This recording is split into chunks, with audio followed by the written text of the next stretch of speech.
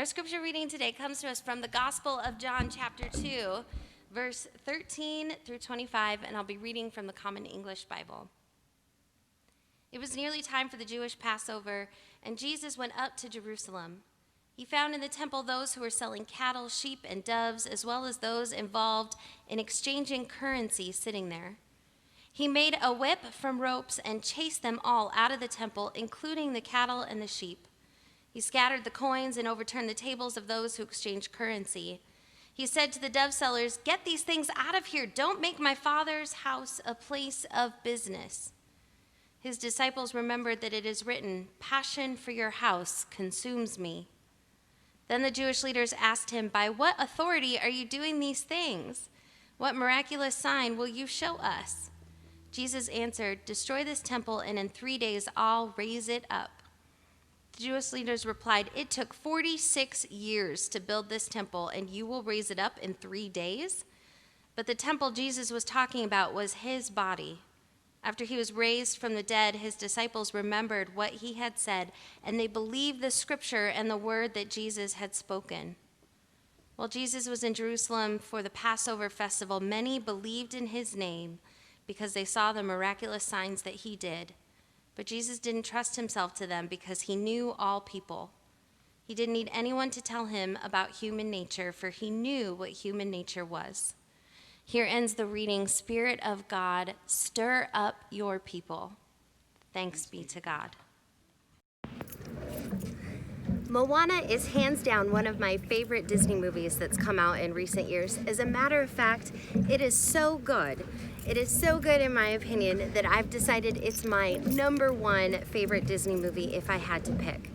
And one of the intriguing things that happens in the story is this idea of a community that is in desperate need of change because its way of life is no longer sustainable. So we find out through various signs and symptoms that the island that Moana's community lives on is dying. The coconuts are rotted from the inside, the trees are no longer producing fruit, the fish have left the shores.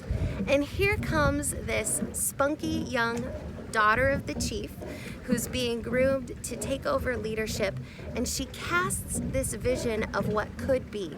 We could be a people who go beyond the reef, who discover what exists outside of this place that we've been. And she immediately meets with obstacles and resistance. We can't go beyond the reef because what's beyond the reef, the only thing that's beyond the reef, is not something that's life-giving or flourishing. There is only danger out there. There's only danger when we journey, and that's for good reason. The people remember. There is a living memory of a time when to go beyond the reef meant death. Even her own father had experienced a point where he felt called to go to this new and dangerous place, and his best friend died in the process of that discovery. And so there's resistance to anything that looks different than the way it had looked before. Now, I want to talk for a minute about our scripture reading. Our scripture reading is a little bit of an interesting one, right? Jesus goes into the temple, the place of worship and sacrifice, and we see Jesus's first experience of true righteous anger in the Gospels. He goes in with his whip and he turns over tables and he drives out the money changers, and he drives out the cattle and the doves, and he cites this scripture from Isaiah. "You have made my Father's house a den of thieves," and I'm telling you that it is meant to be a house of prayer. He leads this huge piece of change because where there might have been a system that worked before, Jesus saw only death, and he has a vision of life. Now, here's my question about the cleansing of the temple, is how did the temple become the way it was in Jesus' time in the first place? Maybe some of the decisions that people made in temple leadership actually started off as good things. Maybe the reason that they started changing money in the temple in the first place is because They were appalled at the fact that Caesar's image was on so much of their currency, and they decided, we don't want this left in our offering plates, and so we want to change some money over so that you can leave your offering with clean money, with ritually clean money.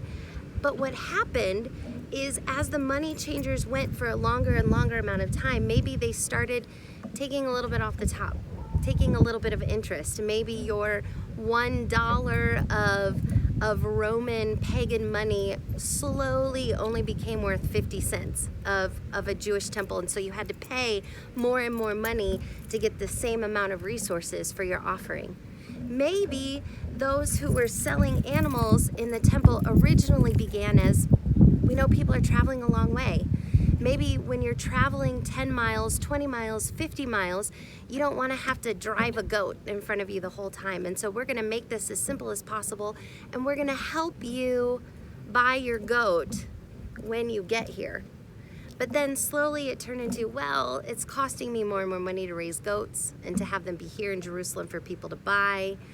And then it became, well, you know, my daughter really wants a purple dress as opposed to a yellow dress, and that costs a little bit more money. So it might be okay if buying a goat from me costs a little bit more than what it costs for you to buy in your hometown.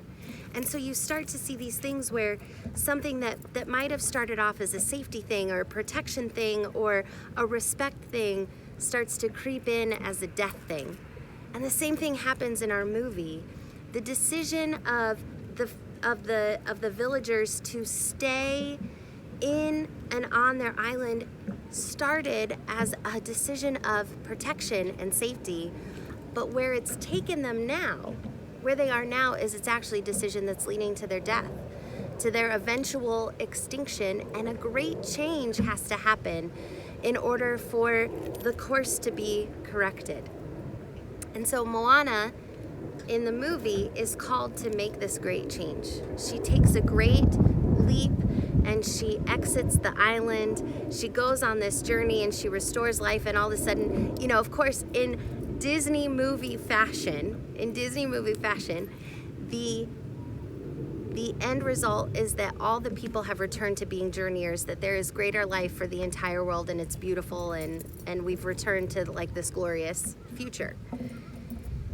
In Jesus' time, we have no idea what the end result of the cleansing of the temple was. Did the people who had their animals driven away, did they experience greater awakening? Were they set free from those things that were no longer life-giving? Was there greater accessibility to the temple? Did the adaptive change stick?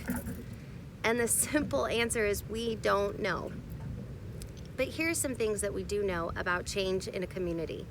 We know that communities are wired to stay the same. That no matter how dangerous the current path is, we're wired to not change until there's a crisis. And even in the midst of our crisis, we're wired to look for what I would call technical changes. And we see this in the movie, right? When the coconuts show up as rotten, the first change suggested is not, we need a new island. It's, let's plant the trees 10 feet that way and see if something works out.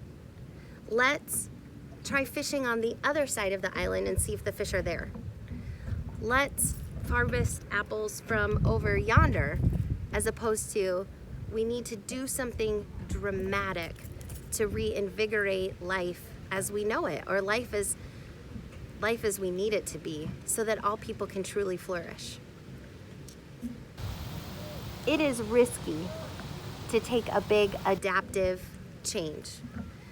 The reality is that once you go into this new place, you don't know how it's going to work out. The unknowns very much outweigh the knowns. That's why I love that there's water involved in Moana. The water is such a great metaphor for the unknown. For those of us who love to be in it, who love to be on it, we've decided that it's worth the risk. But like my kids hate swimming in lake water like this because they can't see what's in it. For them, there's too much unknown to be worth the risk of getting in the water and having fun. And so teaching them on how to manage the unknown. If you wear a life vest, the unknown becomes more manageable, right? It doesn't mitigate all of the risks, but it helps to make the unknown easier, to take the things that need to be taken with you into the future. Moana keeps with her some of her family's traditions, some of her family's stories, some of her family's ways of being. Even though they hadn't left the reef for years, her tribe still knows how to sail. And that those sailing skills, those wayfinding skills, work inside the reef and outside of the reef. Those things continue to help mitigate the unknown so that we continue to function that way. Jesus isn't stopping worship in the temple. He's not changing the traditions. He's keeping that known into the unknown or the previously known. So what does that mean for us as a community? I think it's safe to say that we are officially in the unknown. We are officially in a time where all those adaptive changes that we had previously talked about or chatted about are going to become absolutely necessary. And the question is, what do we need to keep with us to carry us into the future, to help us feel more secure in the unknown so that we can make the changes that continue to be the most life-giving, but lead us to a place of deeper flourishing. That is my prayer for all of us, is that we would jump into these changes, that we would be willing to lead, and that we would find even greater success and flourishing than we had before. Blessings be upon you.